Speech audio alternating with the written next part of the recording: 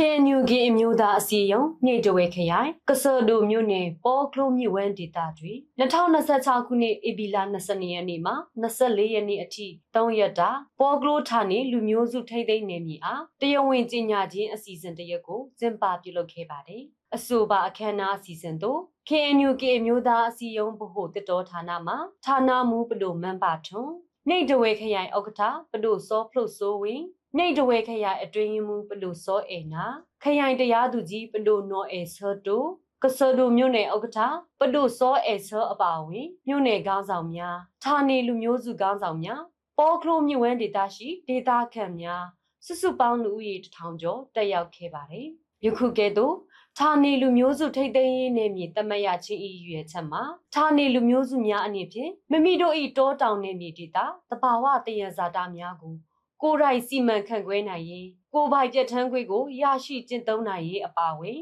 ဘိုးဘွားအစဉ်အဆက်ထိမ့်သိမ်းလာခဲ့သောတဘာဝအရင်းမြစ်များနှင့်ရိုးရာရည်ကျင်းမှုများကိုယခုမျိုးဆက်တာမကနောင်မျိုးဆက်အဆက်ဆက်တိုင်အောင်ထိမ့်သိမ်းစောင့်ရှောက်နိုင်ရေးတို့ဖြစ်ပါတယ်